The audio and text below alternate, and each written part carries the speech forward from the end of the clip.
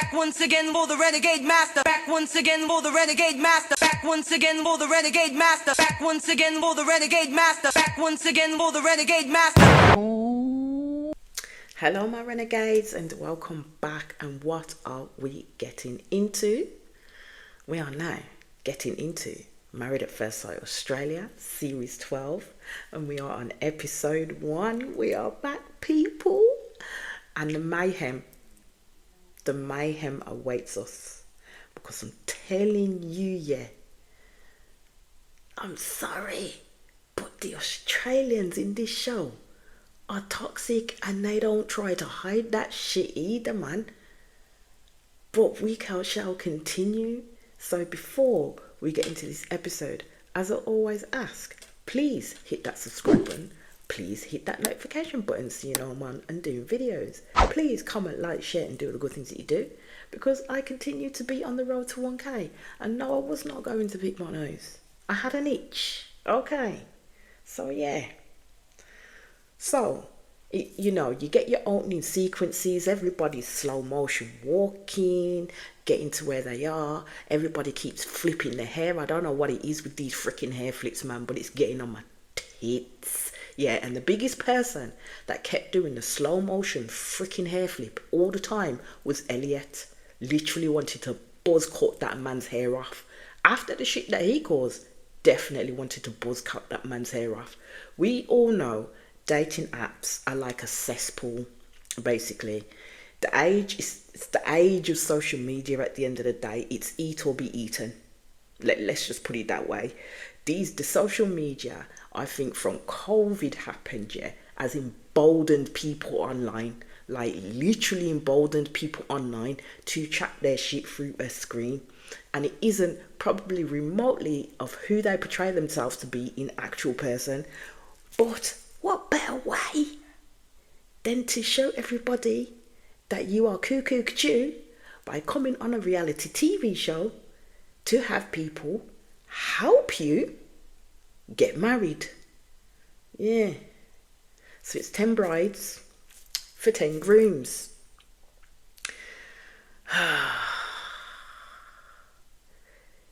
We've entered the twilight zone in this one, I'm telling you. I think they've picked out the doozies of them all, the best yet, to be honest with you.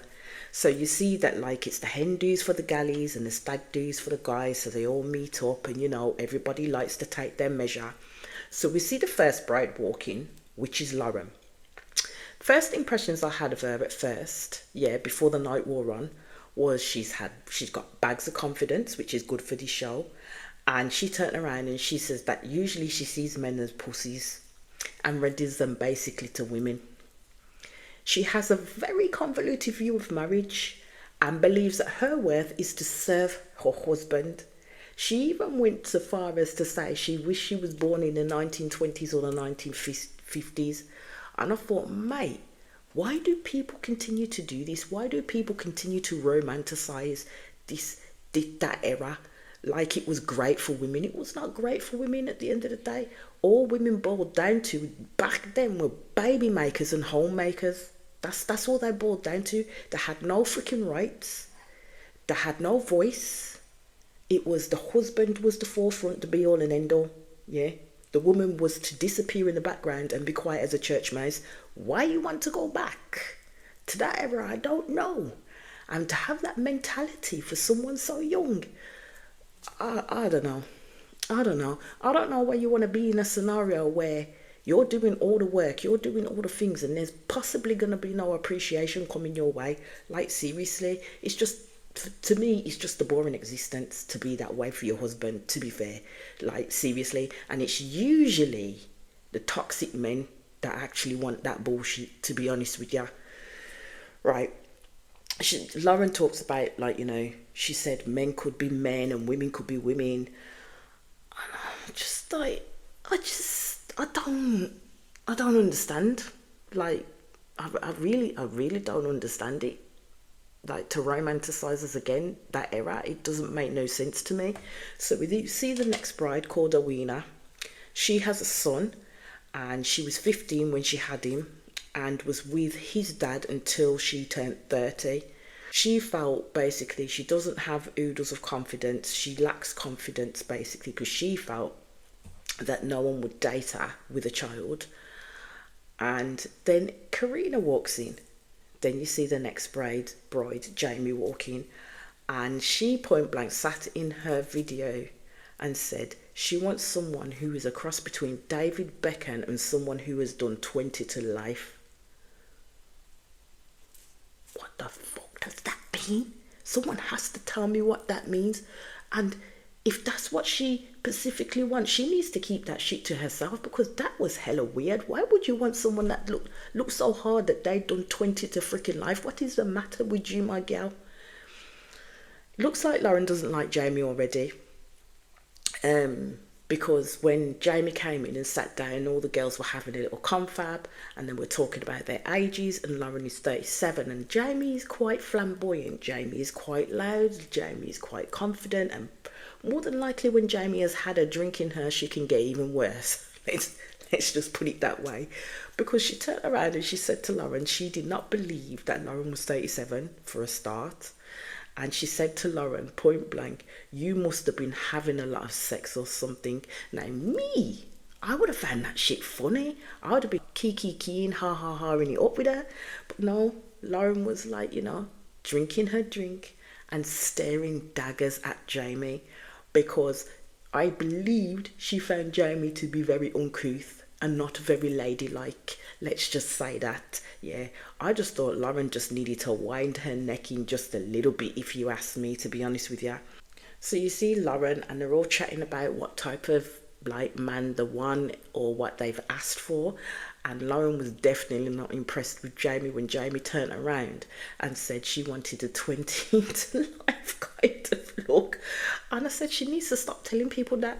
Like, seriously, she needs to stop telling people that, because to people like Lauren, it doesn't come over great, especially when you're thinking about the taste in men at the end of the day. So then it goes to the groom side. So you see the first groom, Elliot, walking.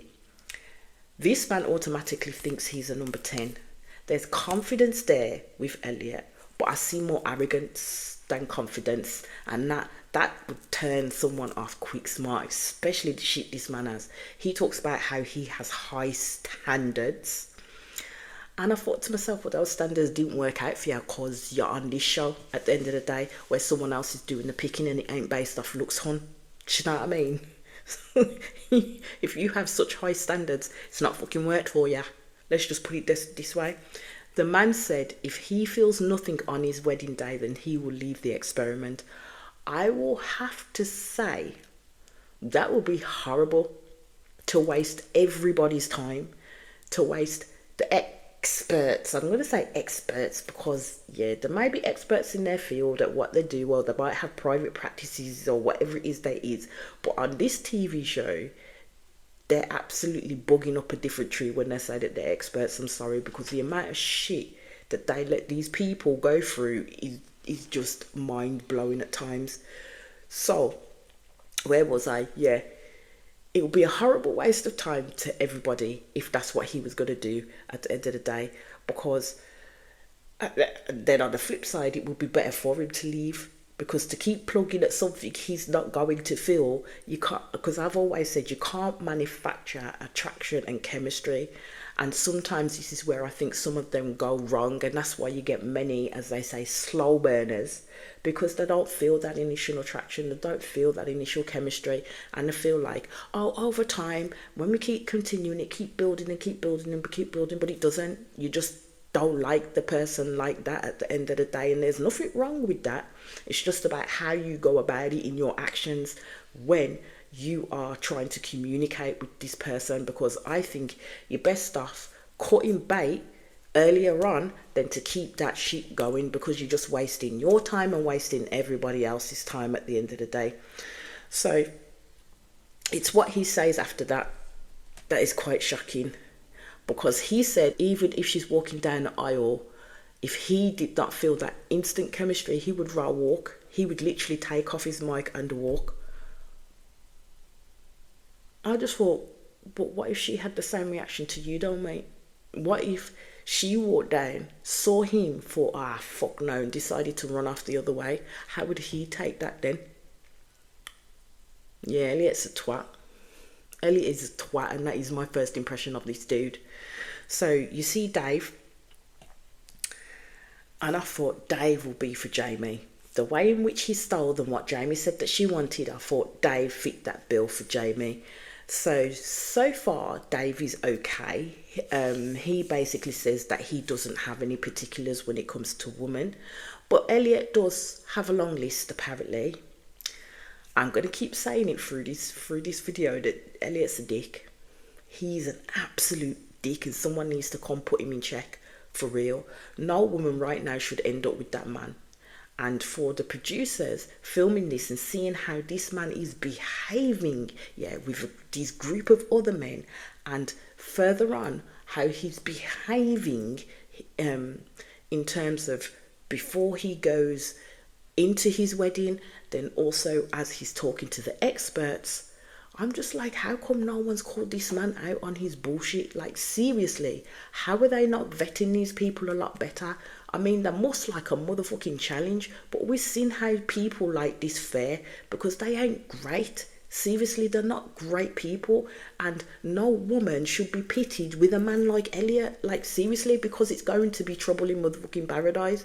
If he ain't, he's gonna do a complete number on that woman. Like, seriously, because I already get bad vibes and a whole heap of red flags from this man. So in walks Tony, and he's a golden oldie, he's in his 50s. When they showed his portion of his life, he does seem like a bit of a loner, I ain't gonna lie. So he stayed in the home that he was born and raised in, which kind of makes me think that he's probably not ready for change. He's been single for 3 or 4 years. And I just kind of think, if at the age, when you think of it at the age of 53 onwards, then you are kind of stuck in your ways. Tony kind of reminds me of Tim, if you remember from the previous season of Married at First Sight Australia, who ended up with Lucinda. So I'm kind of like, well, we see how that turned out. Hopefully he fares a little bit better with his bride.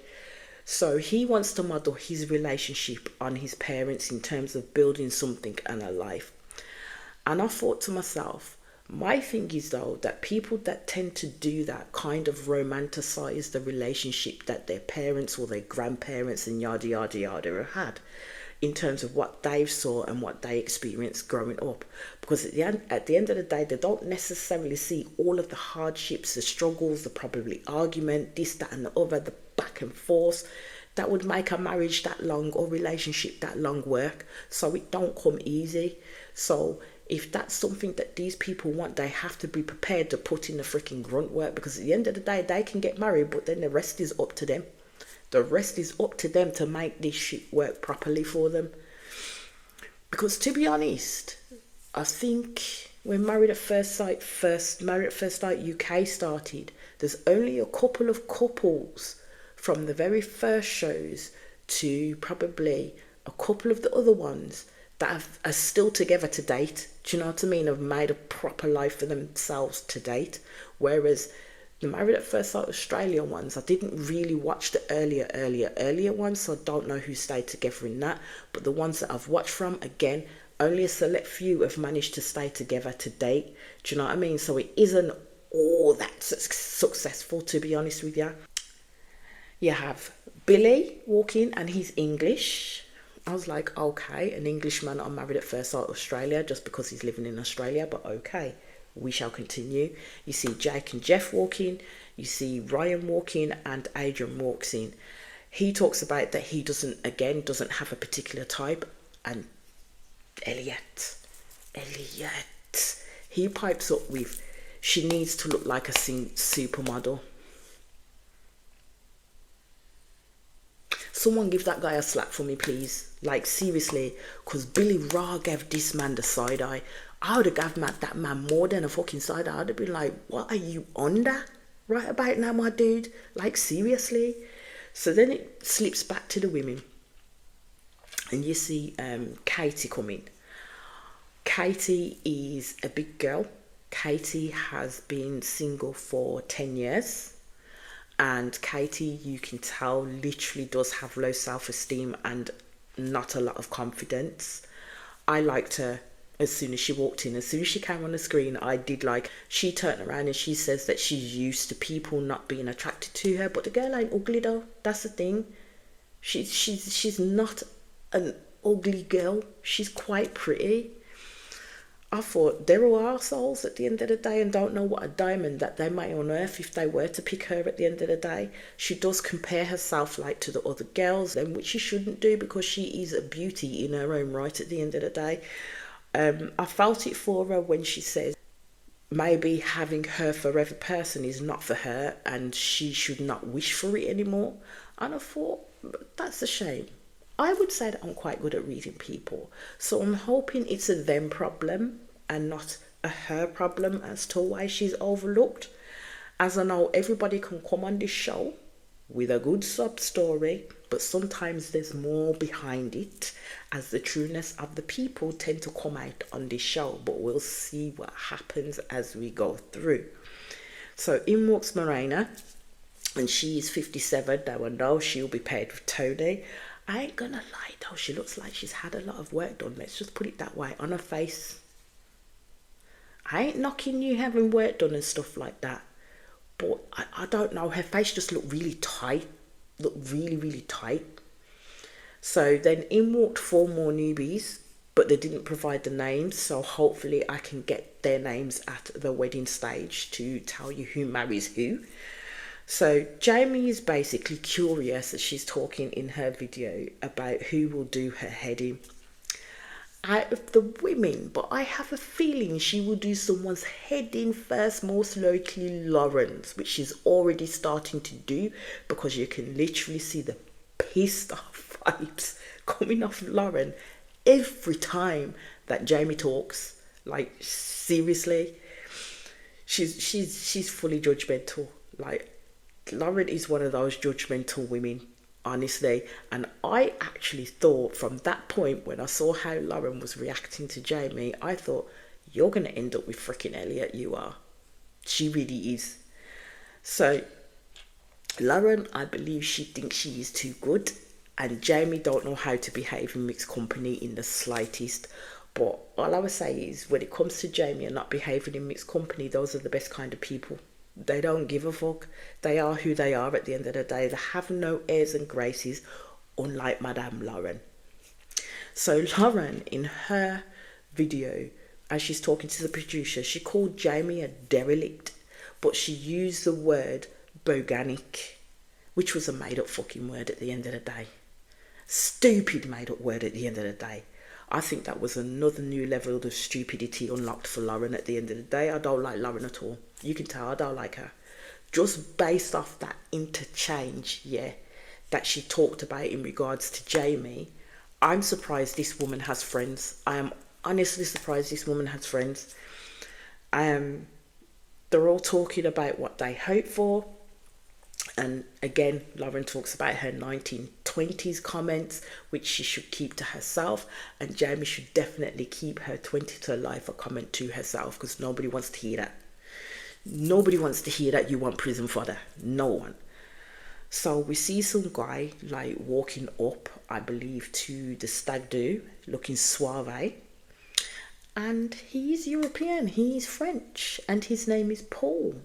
He's been living in Australia for many years, but he is literally from France too.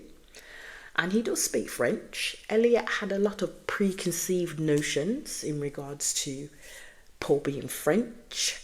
And then I'm sitting there as I'm watching it all unfold, and I'm like, why is Elliot there? To be honest, why is he there? Why is he stinking up my TV screen with his shit? Because I can't abide this man. So the guys are chatting about what they want from the show, and each and every one of them are getting deep in terms of looking for someone to care for, and like they're actually talking about their emotions and letting their emotions out. Elliot looks so uncomfortable. He looks like a fish out of water, like a deer in the headlights. He didn't know where to put himself in that conversation, because I don't think Elliot's ever had conversations like that with men. I think it's just been about his long list of unattainables, and literally just looking for a little woman who A, doesn't work, who B, he can run roughshod over, C, can mould into the perfect little housewife that he wants, and D, pop out a few kids, and then that'll be the be all and end all. His wife should have no voice. So he was not comfortable in that setting with these grown, mature men who were literally talking about their feelings and what it is they were actually looking for in their wives. So Elliot decided that he was going to call out one of the guys for saying he has not met his match or his equal, but he doesn't want to, he just wants to be able to care for them. So Elliot called it an ick and a red flag to him. And I thought to myself, Elliot, yeah, I will hold your hand with a napkin in between when I say this. You are a walking red flag, my friend. You should not have been picked for this show, but here we are. If you ever did see what I watched, you literally, your jaw would be on the floor. Elliot's unhinged. Like, seriously, he does think he's God's gift to women. He thinks he's attractive. I don't think he's attractive, because you know what it is? Now I'm seeing the depths of his dirty ass soul. His looks come secondary to that. So he's ugly to me. He's ugly to me. So that was in response to the guy saying he's an overcarer. So another person did speak up for the guy that had spoken, which was good to see, and told him, don't ever hold yourself back from caring more. And Elliot, of course, rolled his eyes, because Elliot don't give a shit about that. He really doesn't. Again, I knew that Lauren was going to end up with this man, because she just kind of has the same type of weird ass demeanour that Elliot has, to be honest with you. So Elliot really went in with the teller, she looks awful. I said, yeah, this man is in red flag city already, like completely, or out of the gate, right in red flag city. He shouldn't be walking up no aisle, in my opinion, as I don't even think this man was joking. Like, when he said it, he was not joking. Elliot was laughing and kiki, and none of the other guys found that comment fucking funny, yeah. But he honestly believes the shit that comes out of his mouth. He really does. He really, really does. And I'm just astounded that the producers will sit and listen to this man spouting off in the way that he's spouting off and think it's a good idea for a woman to be paired with that. So Elliot just keeps going on and on with his bullshit. So they're talking about being 100% in, and the other guys are saying, well, you have to on this show. And Elliot even questions that. So I just people pick up the check on this one really and kick his ass out and replace him, cause what? Like, seriously, cause what? I'll be genuinely worried for any woman marrying this man. Like, seriously. Even the guys kept on looking at him sideways, and they did question him. And one then asked Elliot, okay then. Plainly put, Elliot turned around and said, I will deal my cards and hedge my bets. So it was asked, if you are not attracted, will you go home? He told them he will be out of there.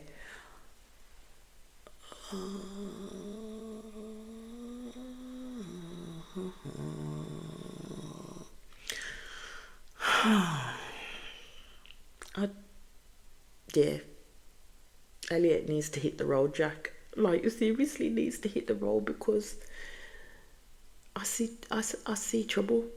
I see trouble ahead, and there won't be no moonlight and dancing either. There's bare on trouble and strife. Like, seriously, with this man. So then it goes back to the women, and we meet Karina. And Karina talks about how the fact that all her family is married, so she's ready to have her partner now, basically. So she works in the family business, as with all the family.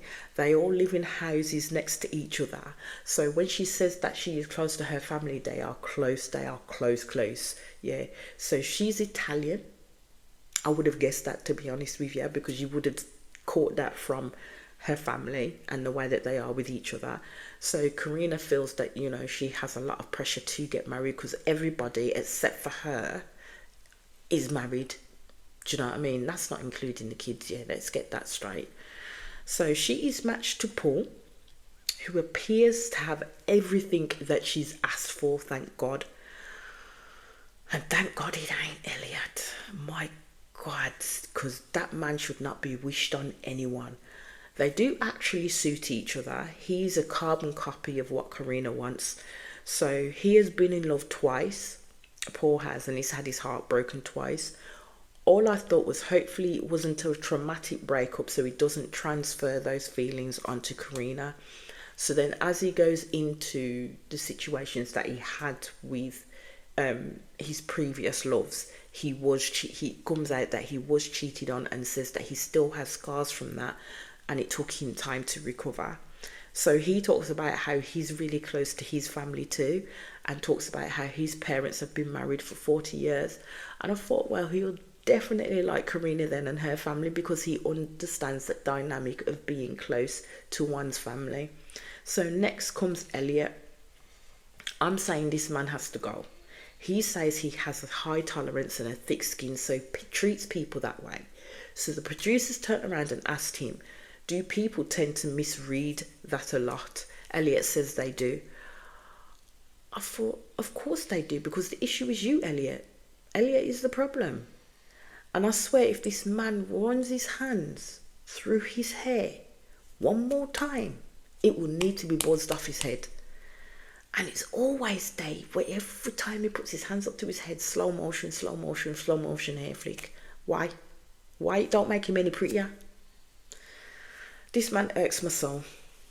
This man irks my soul. And when that happens, it's really literally hard for me to find anything good about these people. Like, seriously. So he talks about how he has high standards in relationships. So he says it's down to his parents splitting up when he was a kid, which had an impact on him being selective. I thought, mate, this is more than being selective. Something's broken in this man. Like, seriously broken. He needs to go to therapy, not get married and potentially ruin another person's life. That's what Elliot needs to do. And the fact that these experts can't see that, beyond me. I think Elliot can talk a good game with the experts, but he's a twat. I'm sorry, his views are so far are disgustingly ignorant. So he has a list of non-negotiables and wouldn't entertain a relationship with someone he saw as low class. To me, Elliot is low class. He is, really is. I thought, oh my God, sweet Jesus in heaven, don't pair him with Jamie, because he's really off this list in terms of, like, he doesn't want swearing, he doesn't want someone to be trashy. And then you hear they overplay Jamie's voice as he's reeling off this list of what he doesn't want in a woman. Yeah, filter through swearing and all sorts. And that's what made my brain think, please don't let him have Jamie. Because if they did that, I'd be like, they're really taking the motherfucking piss on this show seriously. But as I said, I believed that they paired him with the righteous Lauren. And I was right. And I thought Elliot will get the pleasure of being paired with Lauren. Even though I think Lauren is so far up her own ass and judgmental as much as Elliot is, I still wouldn't wish Elliot on her. But they may be a match made in heaven with their attitudes, to be honest with you. Will you look at that? Elliot wants the same as Lauren. He wants the 1950s nuclear family, where in their minds the men were men and the women were women, even though it wasn't a good time for the women at all back then.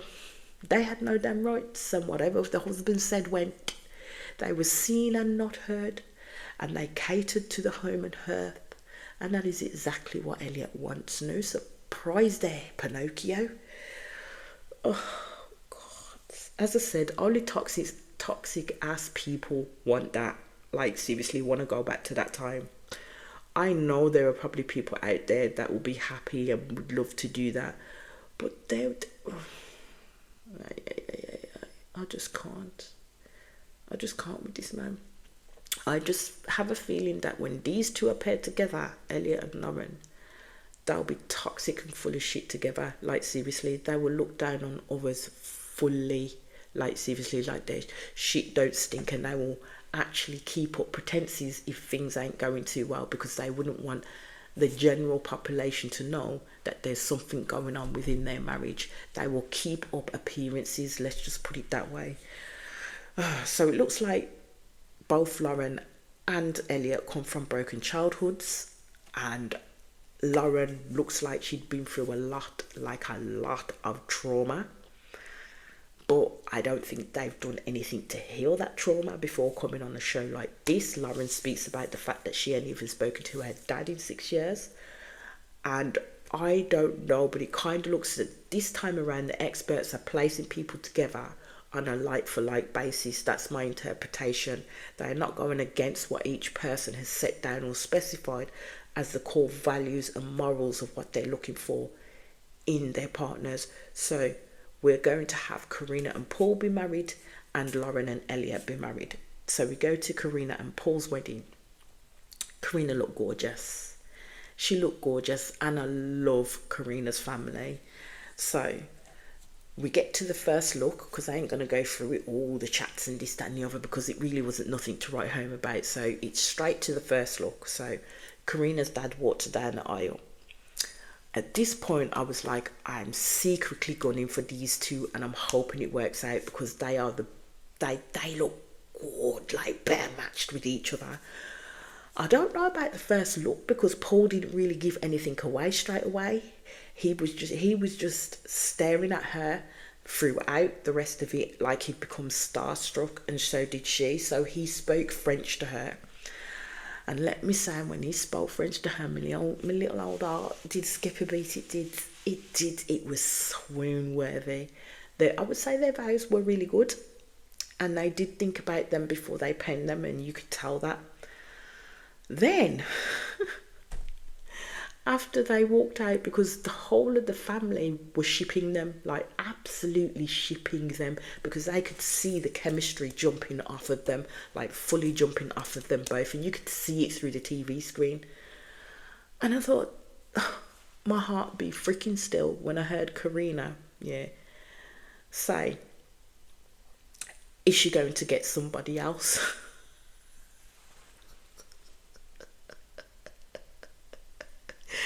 Got the families outside, still sitting at the altar, gushing about how good they look together, and that they'll be excellent together, and they think it will work out between them. And you could see that it wasn't manufactured, and their chemistry was just shining through everything. And then you have Karina in the back room with one of the producers wanting another option. And then it comes out, because she says that she knows Paul. They matched on some site 8 months ago. They were FaceTiming each other and messaging each other, and their first date was a hike together. She said she was messaging him and she was going to go and see him the following Saturday night, but he turned around and said his housemate was going to take him out. And she kind of said, well, no worries, and I'll speak to you sometime after that. They never spoke after that, because Paul ghosted her. And now she's married Paul. And I thought to myself, did Paul not think, oh, this woman is familiar? Because Paul does remember Karina. He does. And he's now talking to one of the producers. He gives the same story as Karina, that, they matched. She says that Karina was the right person for him, but it was the wrong time for him. And I thought, he did not communicate that with her in the slightest. So what he did instead, which was a basic asshole move on Paul's part, is just stop talking to her, because he was going through a really, really hard time, and his head was not in that space for her. And what it was is he didn't want to take her and try for something and then ruin it all, and then that would have put paid to them too, because he could tell that Karina was a really, really nice girl. But did that man communicate that with her? No, he just full on ghosted her. Now he's hoping that he would get a second chance with her. And I thought, but this girl's already looking for a new man. So Paul now wants to apologise to Karina. And I thought, at the end of the day, my friend, you should have found her number and picked up the damn phone and did it right then, instead of ghosting the girl. Should never have done that. So Karma literally said, here you the fuck go. Now do what you will. I thought at that point it sucks to be poor right now. You can't make this shit up. Like, you seriously could not make this shit up. So Paul is so excited, and Karma is just like, oh fuck, Karina. I keep saying Karma now. Karina is just like, for fuck's sake. She really doesn't know what to do. She doesn't know if she'll give him a second chance. And all I kept on thinking is her and Paul are going to need to have a chat, especially before they go into that reception. And it's either they're putting on a united front or they're ending it then and there. Because I just thought to myself, Karina is a damn good actress. That's all I can say, you know.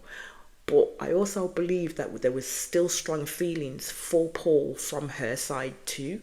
But she didn't know what to do with those feelings, because this is the man that literally probably did a number on her, like proper ghosted her, even though she probably liked him. So we go to Elliot and Lauren's wedding. Lauren's wedding, I should say. And I thought, well, here it goes. The one judgment-filled day and high expectations-filled time is about to happen. It's about to occur. So Lauren, on the day of the wedding, appears to have literally been having arguments with her sister. So they're not seeing eye to eye. So Lauren hopes that her sister at this point will have a calming energy at the wedding. But then she turns around and she says it's unlikely.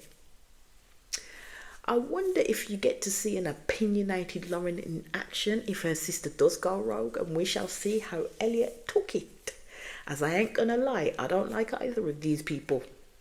I well and truly don't like either of these people. I don't know if it was Lauren's friend that came in with the sister, but when she leant over, because her sister came in and gave her 2 pecks on the cheek as she was getting her makeup done, this woman leans over and literally kisses air. Didn't even get in the hemisphere of freaking Lauren. She got to there and kissed the air. I thought, but was it worth the effort though? Like, seriously, there's definitely a weird dynamic between Lauren and her sister. And Lauren keeps on going on about, Tamara, who is Lauren's sister, keeps on going on about Lauren being a bridezilla. And I thought, well, that wouldn't surprise me at all.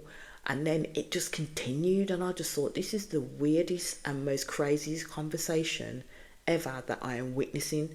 And this is why Lauren likes the pretense that she already portrays.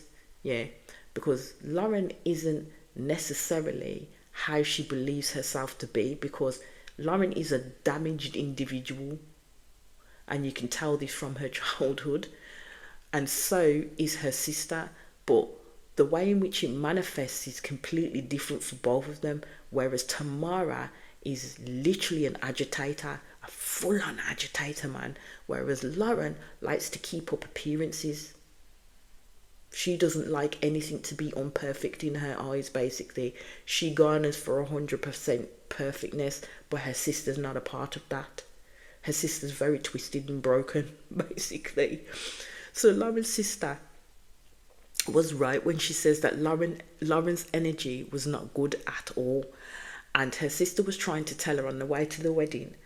And Lauren is like, she has a stick broken in her arse. She will not talk to her sister in any way, shape or form. They are both off the wall, like seriously. So Tamara tells Lauren that Lauren is a psycho, and then swears after her sister. And then she turns who I believe is Elliot's family. And one friend, like Elliot's side was empty. When they got there, it was empty. Which is rather telling in any way, shape or form. And then Tamara turns to the 3 that are there and says, ask them, who are you? I thought, this girl is rude. Whatever happened in their childhood spilled over into their adulthood, and they haven't tried to fix it. But the weirdest shit hasn't happened yet, let me tell you.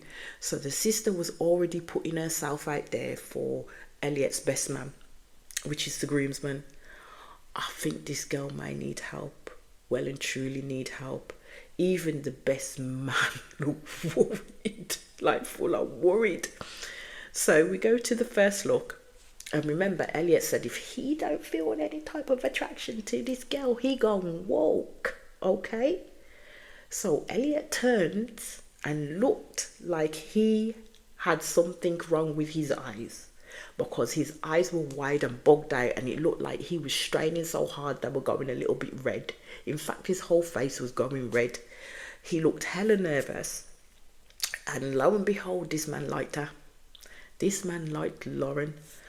Tamara is a full-on saboteur. Let me just put it that way. She really is. She didn't want Lauren to enjoy any piece of this day, any piece of her wedding day. She did not want Lauren to enjoy.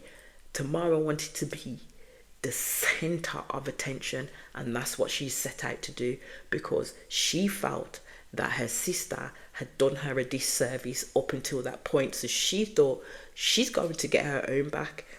So even when it took, the officiant said, to speak now, forever hold your peace, but you know what I mean, and you're supposed to be quiet. This girl sat there and talked about fixing Lauren's hair. So a friend had to turn and shush her, and is giving her the full-on side eye, as if to say, my girl, if you don't shut your mouth, I'm going to put some gaffer tape on it and make you sit in that seat upside down, is how he was looking at her.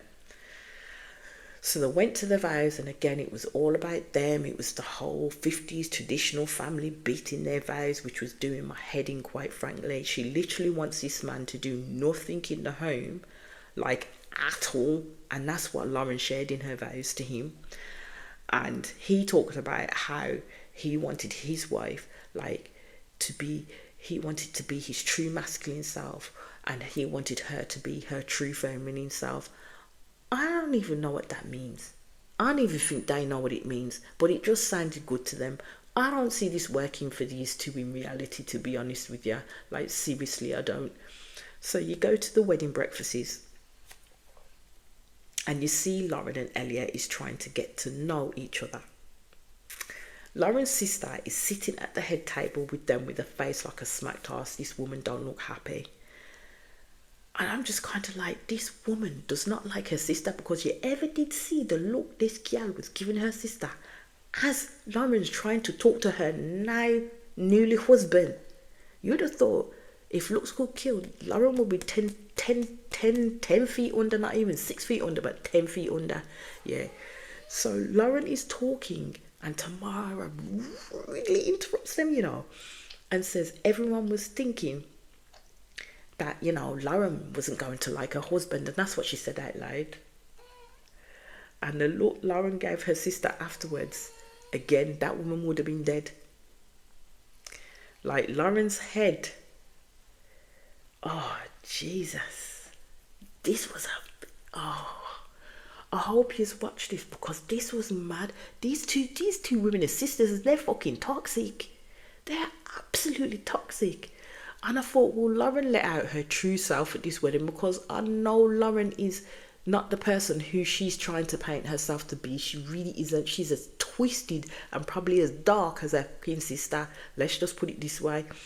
So to try and cut the tension between the two sisters, Elliot does interrupt and gets Lauren to point out who is who at the tables. So Tamara is really set to ruin the day for Lauren. So again, she speaks across them, yeah, and says, so guys, I'm fucking freezing. Are you Jodie? And when she's referring to Jodie, she's talking to Elliot's best man. He just looked hella uncomfortable. Elliot was just like, I don't know what the fuck's going on here. But at the moment, he's keeping out of it. I'm just like, I'm sorry, but at this point, I would have had to ask my sister to leave, like, seriously, or get up from the table to deal with her, because what? Like, seriously, come on. All Lauren does is look at Elliot as if to apologise to him about her sister's behaviour. And then I realise, this is why Lauren does not like Jamie, because Jamie is her sister. Jamie is Lauren's sister, personified. Not as dark as Tamara, but having that whole effing and jeffing and don't care and da da da da. But whereas Jamie's quite lively and quite friendly, Tamara's just an evil cold woman. It was mad. It was mad. So Tamara won't stop at all. She's like horrible, really horrible. But I kind of think Tamara knows exactly what she is doing. So Lauren basically wants her sister to make a good impression in front of Elliot. And I thought, dude, that's long gone. From the time that woman set foot in your wedding and then your wedding breakfast and started talking over you and your husband and saying all kinds of shit in terms of what she was doing and her behaviour, her making a good impression on your husband was long gone. Seriously, that shit was long gone. And I thought, someone's going to snap in a minute. This was getting good because Tamara was doing way too much, making it all about her to the point Lauren could not speak to her groom in the slightest or his best mate.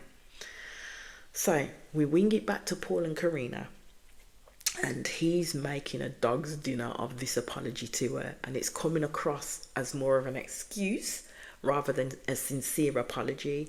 So Karina is basically saying that right now her guard is up, and I don't blame her at the end of the day. So she's decided to stay with him, but still looking to get her answers.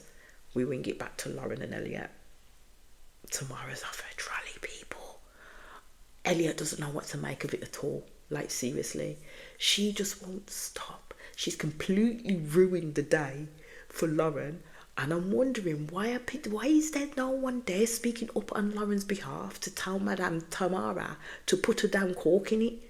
Because Lauren needs to stop making excuses for this girl. She's acting in a horrible, adolescent, childlike manner. She's literally having a tantrum because she is not getting what she wants in a timely manner. Because what had happened is she was brought food and it wasn't pescatarian. So she felt that Lauren did not cater to her dietary needs because they were trying to give her chicken, and she says, no, I'm pescatarian. I don't know how true that is. She probably does eat chicken, but decided to say that she was pescatarian because of the fact that, you know, she just wanted to be contrary at the end of the day. And she made a whole hoo-ha out of this, like literally a whole hoo-ha out of this. And it escalates. So Tamara then says she wants to go. At this point, I would have said just go, because all you've done is ruin a day that, you know, I can't even get to enjoy to know my husband, because of course you have to make it about you, but not today. So if you want to leave. Someone should have said that shit to her, but nobody did. I don't know why Lauren is pussyfooting around with her sister and not actually putting the girl on blast, like seriously having it out with her, probably not there, taking her to one side and telling her how her behaviour is being, and letting Tamara try and accept responsibility for her behaviour. Tamara is full on embarrassing herself, but her sister in the process, and in front of everybody on this day. Seriously, I've never seen anything like it. Never seen anything like it. It's concerning. So what happens is Tamara gets up, leaves the table, then goes to tell the producers that they have ruined her mood, you know. She can't accept no responsibility for the piss poor behaviour that she's portrayed at her sister's wedding. Or scratch that. Probably as they grew into adults, there is no way that behaviour just started. I'm sorry, if I was Lauren after that debacle, my relationship with my sister would be in telephone call only, because nah. So we go back to the wedding breakfast of Karina and Paul, and they do make a united front as they walk in, and then I'm kind of thinking, I wonder if they'll bring it up to their families. So the families talk about how they picked up on the chemistry with them both, and they are saying, someone did turn around and said, I cannot believe they haven't met before. And I thought, what about that? Paul is fully discombobulated and he is gushing over Karina to the point that this man is stuttering all over the place. So you can tell that he really does like her. And Karina for now is silent. But Paul knows he has got to prove it to Karina to make her trust him. So Paul turned to Karina and asked her for permission to go and speak to like her mom and dad, and also if she didn't mind if he could let them know in terms of them meeting previously and what had happened there. That shocked Karina because she didn't expect Paul to do that or even to ask her. She was like, yeah, go for it. So he went over, he did have that conversation with them, and they were happy that they were honest with him, and they really do like Paul, and they really can see that there's a full-on chemistry between these two. So it really made their heart warm, mum and dad's heart warm, that, you know, she'd met this man previously and the universe or whatever had put them back together to make a second chance of it. So we go back to Lauren and Elliot's wedding. They really and honestly believed that this was all over a meal. No, Tamara wasn't acting out over a meal. It was the fact that her sister got married and she will more than likely look and think that she's losing her sister. There's something going on with Tamara for her behaviour to be so disgraceful and disgusting. Someone needed to call her out on it. And it was definitely turned into an all-out war between Lauren and Tamara. Even Elliot and the best man was still sitting there thinking, what the fuck is going on here? Like, seriously?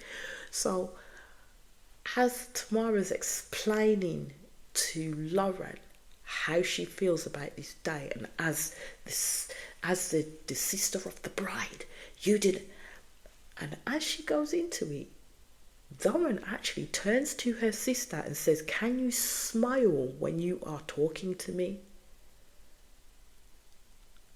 I thought that is the most demented thing I've ever heard in my entire life. And this is what I mean about Lauren just likes to put up a pretense. She has to put a face on to make everybody think that everything is a-okay in her world when it's not, especially when it's going to shit like this. The fact that in the face of her sister, like literally being this way and kind of upset, and she's speaking to her, and all you can be bothered about is, when you're speaking to me, can you smile? Tamara smiled as well. That's the weirdest thing. She literally smiled, and she looked like she was gonna literally burst a blood vessel when she did. Yeah, these two need to go to therapy. Like, really, when and truly, they need help. Something ain't right. Someone needs to do an actual case study on these two sisters, because there's something going on there that's fully messed up. But you know what I said, on the flip side, I do love that for Elliot though. Got what he wished for with a crackpot sister-in-law too.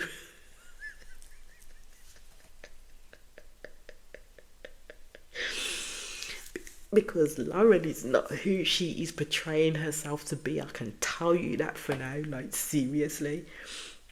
So you go to the first dance and it was awkward, but Lauren loved it, yeah, because she loved that Elliot told her what to do and where to place her hands on his body. Then Tamara couldn't even leave him alone at that point. She kept on throwing out insults upon insults and shouting, pretend you are in love, throw her back, Lauren, kiss him. Poor Lauren kept on telling her, Tamara, shut up, Tamara, shut up, Tamara, shut up. And I'm thinking, okay, Elliot, you can see the discourse that's going on here. Why are you not stepping in? Why are you not going, saying excuse me to your wife, and then going over to the sister-in-law and saying, look, I didn't want to have to say anything, but I'm respectfully asking you to button it while I'm enjoying my time with my wife, please. I thought Lauren right now needs protecting from that. That man did nothing.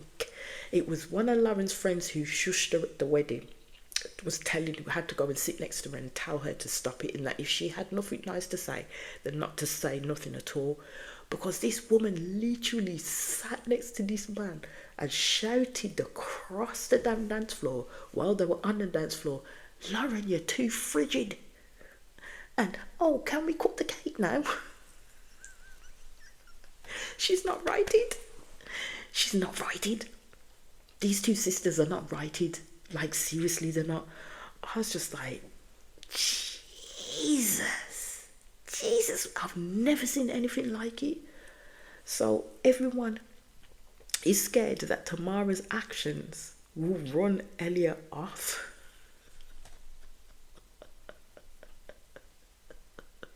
And I just thought, well, he ain't married to Tamara, he's married to Lauren, isn't he? I thought they would just have to limit their exposure to Tamara, because if it was me and it was my wedding, I couldn't talk to my sister after that. Like, seriously couldn't talk to my sister after that. So Tamara decides that she's getting up and she's going, complaining all the way, you know, because as she keeps saying, she is the bride's sister. She didn't get her food. Her drink was not filled up quick enough. And everyone has been atrocious to her.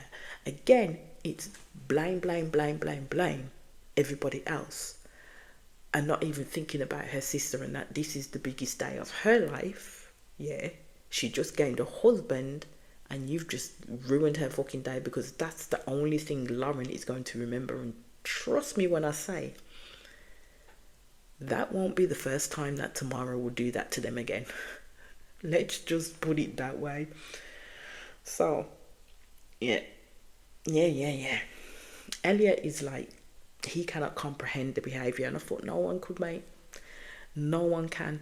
I did wonder if he will skip out after that, and then Tamara will have got what she wanted at the end of the day. That's all I can say.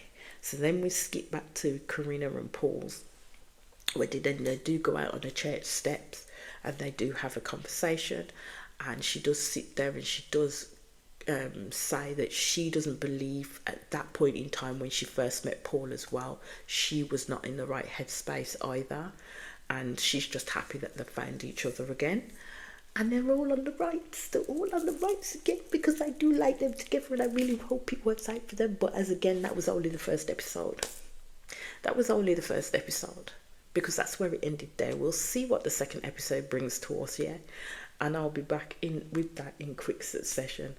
But as I always say, my renegades and the people that come in, please hit that subscribe button. Please hit that notification bell for you know I'm doing videos. Please comment, like, share, and do all the good things that you do, because I continue to be on the road to 1K. Peace out.